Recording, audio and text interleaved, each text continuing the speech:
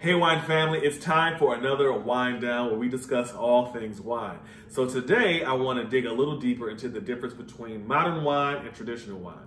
So we discuss some tips about determining what your drinking style is, but I wanted to go a little bit deeper. I've got some examples here for you. I want to go and taste these with you guys and give you some tasting notes and kind of give you a little bit more information in regards to modern and traditional characteristics that you should be looking for. But before I do that, well, while I'm doing that, I would love for you guys to drop in my comments if you already know if you are a traditional wine drinker or a modern wine drinker. And what do I mean by traditional? It doesn't mean that you've been drinking a long time. This is about the style of the wine. If you do not know, you are in the right place at the right time, because I love to educate and I would love to get some feedback from you all regarding if you are not sure but you want to know. So what we're going to do right now is, again, dig a little deeper into a modern style of wine and a traditional style of wine. So if you checked out my tip on Tuesday, I went into the characteristics of some of the modern wine and traditions, and I want to kind of revisit that a little bit today, but go a little bit deeper. So with a modern wine, again, this wine is going to be very approachable. So if you're at a wine store or you are at a restaurant, but actually let's just go to a wine store, because I really love a modern wine so if you are gifting someone and you're not 100% sure, because modern wines are very approachable. You're not going to get a lot of bitter dryness or a lot of complexities or a ton of intricate details in a modern wine. Now this could be good or bad. It's all based on your preference. But a modern wine is very smooth and juicy, and you get that delicious fruit. You might get some chocolate, some cocoa. You might, especially from some type of California cabs or things like that, which is what I have for you today. But yeah, you're going to really explore like some of those really decadent food notes or wine notes that people typically pick up. With a traditional wine, very, very different. So I consider, and let me back up a little bit. I call modern wine modern or new world, and we have traditional or old world. And an old world wine or traditional wine is what a lot of wine drinkers live for. So that's when you're going overseas a lot of time. It's not restricted to overseas. You can have traditional style winemaking right here in the US, but a lot of people tend to gravitate towards wines from France or Italy that have that old world style. And that is going to be dry and high in tannin and got some herbaceousness on it, that basil, that oregano, that thyme, all that cool stuff in there. You get that tobacco in there, what did I say earlier Tuesday? Oh, like you have that cigar box, all those really, really cool things. And I know it sounds like I've already told you the style of wine that I like, and I did give it away because I do lean more towards traditional styles of wine.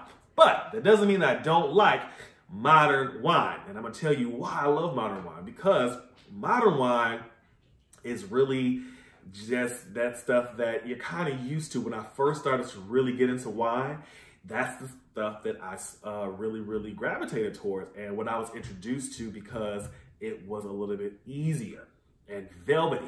What I say by velvet, when I drink the wine, it has a certain type of feel-good coating in your mouth. And you might identify with that. You're like, you know what, that's my jam, because I don't like those bitter, dry tannins that make me cough and dry my mouth out. It's all over my teeth, and it's just like, I'm just like, you know, I love that. But a lot of people don't, and that's cool. You got to know your style. So I want to dig into this one first and foremost, because I'm actually excited to talk about this with you. I am offering this to sell to my Chicago or Illinois residents. This is the Mad Hatter, the 2018 Mad Hatter from Napa Valley, Cabernet Sauvignon. This wine is, I've already tasted it, but I want to revisit it with you. This wine is a very, very modern style of wine. And so I have it right here. So what we're going to do, we're going to always swirl. I showed you that trick in a few videos ago. Actually, I want to swirl it first. Yeah, like automatically that I can smell the sugar. Not added sugar, but I can smell the fruit. And when we cover this, so we can get more of a pronounced aroma when we swirl. Yeah. Mm. So yeah, this is a dark fruit themed wine. It is so juicy and fruit forward. So you're not getting bright fruits. This isn't strawberry. This isn't raspberry. This isn't anything bright. This is dark. This is your plum. This is your currant. This is your, what's it called? Cassis. This is your really, really dark theme fruit. Blackberry. All of that stuff is right up front. It finishes smooth. It has chocolate on it too. It's in there. It's not like bam in your face. The fruit is like right in front. But this is an approachable wine. Delicious, classic California. When you think of California Cab, this Mad Hatter is where it's at. A lot of people gravitate towards that because California Cab has a signature taste. Now, I'm not the best blind taster. I pray I will be one day. But I do believe I can identify a California Cab. It's kind of easy. But a California Cab and a blind tasting because most cabs from California stick with a certain drinking style. It's juicy, it's easy, it's bursting with flavor. And if you like a flavorful wine, but you can really easily identify those flavors, that's modern. Not a lot of tricks, not a lot of complexities to it, not a lot of, oh, what is this layer? What is this layer? It's just like you're just enjoying the taste, you're having a great experience, and you can identify those flavors easily. What did I name? Simple stuff, nothing too crazy. I named blackberry, I named plum, I named chocolate. I named, I said plum already, black currant. Now, I didn't know what that was until I started studying wine. But yeah, that rich boldness. But again, dark fruit. I love the color too. It's that inky purple. And if you can actually see, put it against my shirt. Well, you probably can't see through the camera. But you should always look at your wine if you're doing really cool tastings and trying to learn. Put it against a white surface, like just a piece of paper, so that you can tell the age of the wine. You can tell the color, or what type of varietal it is by the color. And this deep purple, inky style, the color, excuse me, is a great indicator of this youthful wine. It's only almost 3 years old. Beautiful wine. Again, if you're interested in this wine, shoot me a direct message or email me at william@cuvetconcierge.com. I can get you one. I can get you a whole case. I do offer case discounts. This is going for $35 a bottle. Great, great buy. Again, 2018 Cabernet Sauvignon from Napa Valley, Mad Hatter. So that was a crash course on a modern wine. So if you remember, or were taking notes, remember those flavor profiles that I described, and really remember that approachability, because I think that's one of the key things to really, really understand is this is smooth and it's not overly tannic. So I want to go into my jams. I absolutely love some old world traditional style of wine. There's a reason for this though. I've been drinking wine a long time, and I've been, well, not too long, but I've been studying it for about 4 years, but I've been drinking it even longer than that. And I would tell you, this traditional style of wine, it just has some coolness to it.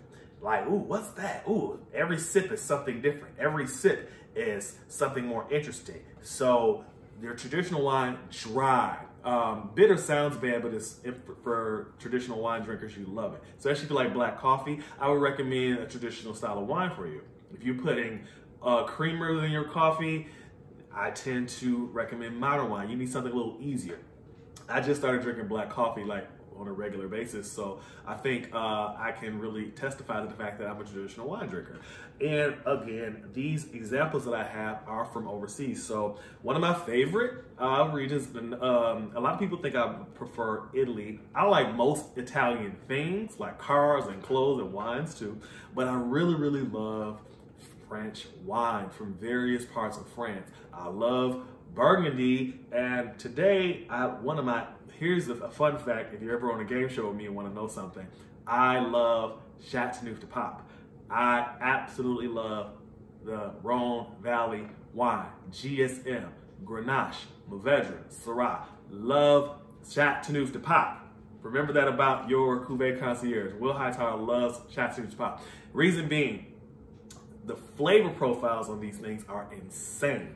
They are insane, and we're gonna dig right into it because I could talk about it a little longer and I'm going over time, but I just get excited about this stuff. So let's swirl. So I'm already picking up like pepper and herb immediately. It hasn't even hit my palate.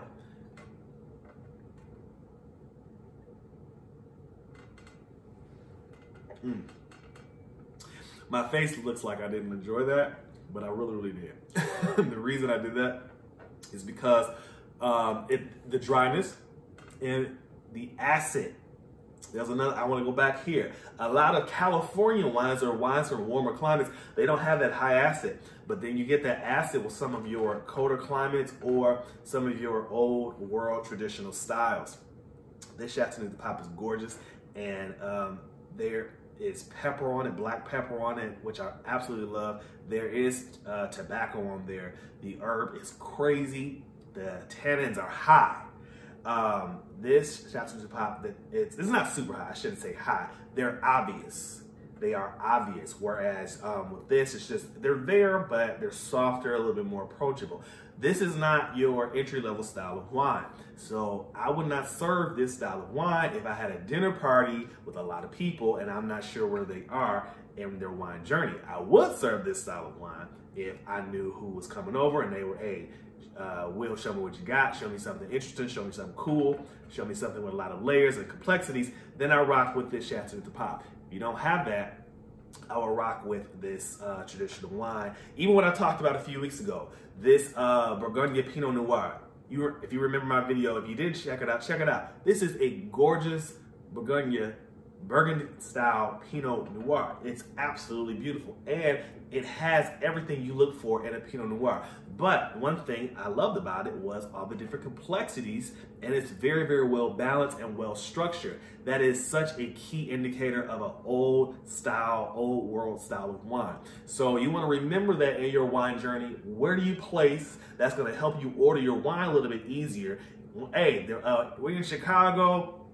The restaurants just opened back up, so the somms are going to be approaching your tables pretty soon, prayerfully with a mask on, and just say, hey, when you're asking for a wine recommendation, tell them, you know what, I'm more of a modern style drinker. What do you have? Or I like my traditional wine. Tell them what you're ordering, then tell them the style of drinker you are, and I'm pretty sure they'll be able to recommend something amazing for you. So that's all the information that I have for you today. I don't know which one I want to toast out with. You guys know what I'm going to do. I'm going to grab my traditional wine, but I'm so grateful that you guys hung out with me this afternoon, morning, whatever time that you tune into this video. Be sure to check me out for the next videos to come. Until then, guys, cheers.